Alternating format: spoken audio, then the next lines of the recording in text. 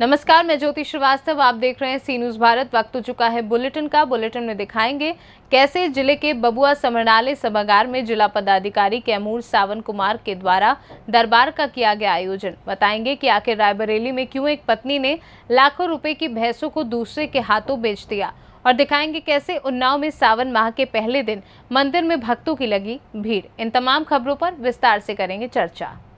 कैमूर जिले के बबुआ समरणालय सभागार में जिला पदाधिकारी कैमूर सावन कुमार के द्वारा दरबार का आयोजन किया गया। वहीं आयोजित दैनिक जनता दरबार में कुल 31 आवेदन प्राप्त हुए। ज्यादातर मामले भूमि विवाद से संबंधित थे। आवेदकों के आवेदन के अनुसार जिलाधिकारी के द्वारा संबंधित अंचलाधिकारी को आवश्यक कार्यवाही करते हुए निर्देशित किया गया। जिला पदाधिकारी द्वारा प्राप्त आवेदनों के त्वरित निष्पादन हेतु संबंधित पदाधिकारियों को निर्देशित किया गया है। कैमूर से सी न्यूज़ संवाददाता ओम प्रकाश तिवारी की रिपोर्ट। खबर यूपी के जनपद रायबरेली से है, जहां अभी नई नवेली एसडीएम बनी ज्योति मौर्य का मामला शांत भी नहीं हुआ था कि रायबरेली में एक और मामला सामने आ गया है, जहां पति के परदेश जाते ही पत्नी ने प्रेमी के साथ मिलकर घर में खड़ी लाखों रुपए की भैंसों को दूसरों के हाथों में बेच दिया। बाहर से वापस लौटने पर जब पति ने नाराजगी जताई तो पत्नी ने प्रेमी के साथ मिलकर पति पर ही मुकदमा दर्ज करा दिया है। पूरा मामला सलोन कोतवाली क्षेत्र के अंतर्गत पामरगंज गांव का बताया जा रहा है। वहीं पीड़ित आज पुलिस अधीक्षक से मिलकर पूरे मामले की जांच कराकर न्याय की गुहार लगा रहा है। आइए क्या कुछ कहा पीड़ित ने, सुनवाते हैं। क्या नाम है, कहाँ से आ रहे हैं? सर, मेरा नाम लाल जी यादव है, ग्राम पामरगंज, मजरे बगात, तहसील सलोन, जिला रायबरेली का मूल निवासी। थाना कौन सा लगता है? थाना सलोन लगता है। क्या मामला है? मामला सर ये है कि मेरी पत्नी जो है मेरे 4 भैंसे बेच के वो अपने खाते पे रख लिया है। सर वो हमको जो है मतलब कि घर से निकालना चाहती है कि तुम्हारा कोई ज़रूरत नहीं है, और थाना हमको झूठा इल्ज़ाम लगा करके वहाँ ले गई थी कि मेरा पति दारू पी करके मेरे को पीड़ित करता है। सर मैंने भल भल कहा कि गांव में पता किया जाए। सर मैं 4 दिन के लिए आता हूं, कोई लड़ाई झगड़ा नहीं कर, गलत करती है तब मैं रोकता हूं। पुलिस ने हमारी नहीं सुनी, बोला कि भोसड़ी वाले को अंदर कर दो तभी ये सुधरेगा।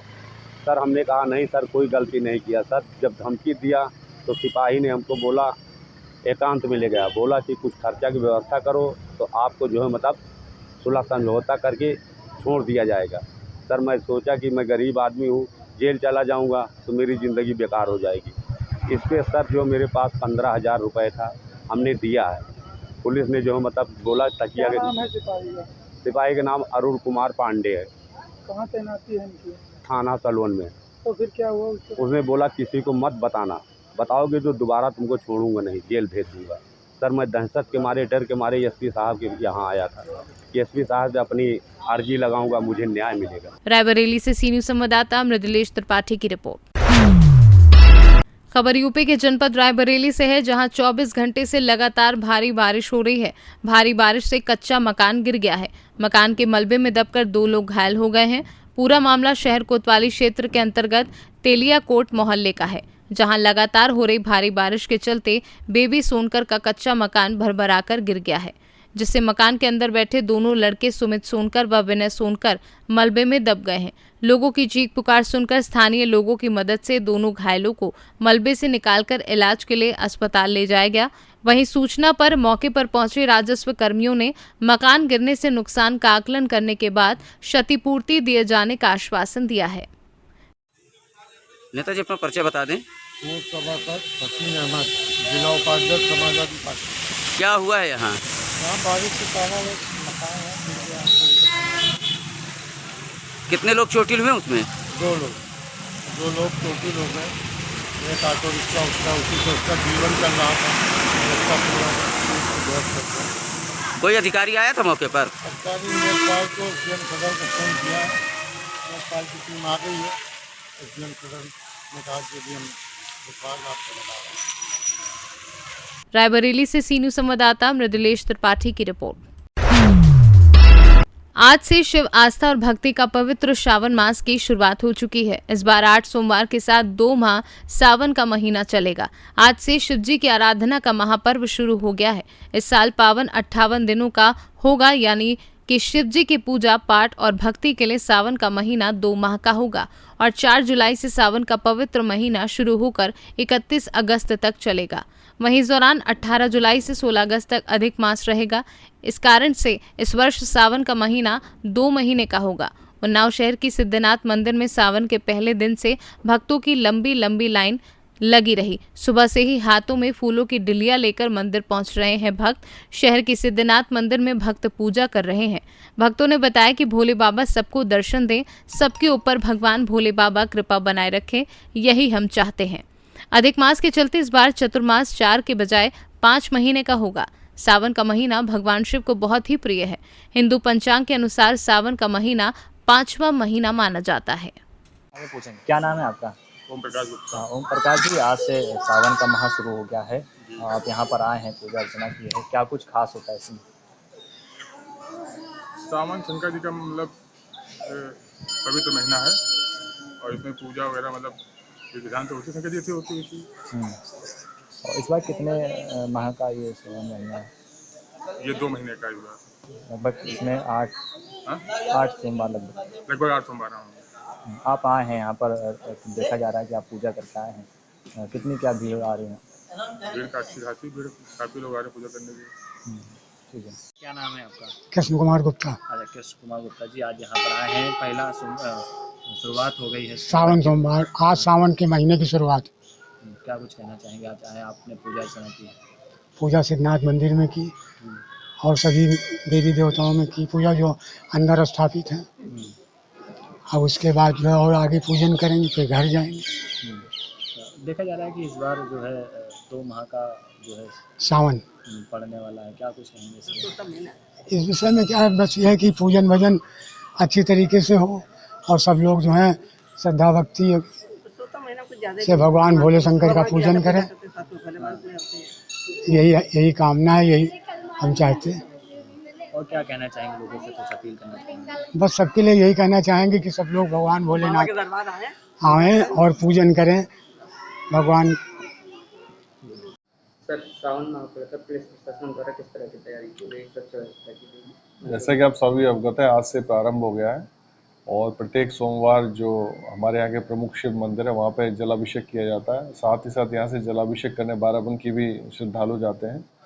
इन सभी को दृष्टिगत रखते हुए जो हमारे घाट है, मुख्य घाट जो 5 है हमारे यहाँ पे, वहाँ पर ड्यूटी लगाई गई है। गोताखोरों को भी लगाया गया है और जो मार्ग है हमारे जो जनपद के अंदर है वहाँ पे हमारी ड्यूटियाँ लगाई गई हैं और सभी को सक्रिय किया गया है। सभी को बता दिया गया है कि विशेष सतर्कता बरतें ताकि किसी प्रकार कोई एक्सीडेंट आदि घटना घटित ना हो।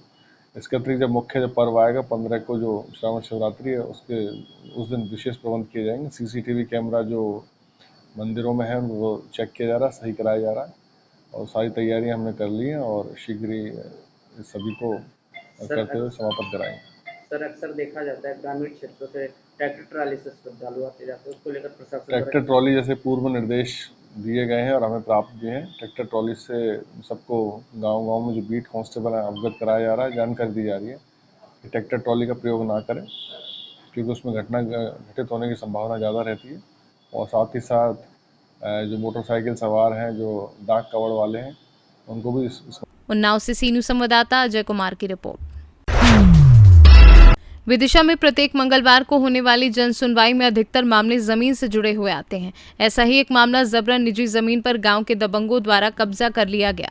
जमीन मालिक हरिओम पत्नी सपना साहू गांव के लल्लू राम लाला राम मैना को अपनी जमीन खेती करने के लिए दी थी, जिससे कर्जा कम हो सके, लेकिन लल्लू राम और लाला राम अब जमीन को वापस नहीं कर रहे हैं, जान से मारने की धमकी भी दे रहे हैं।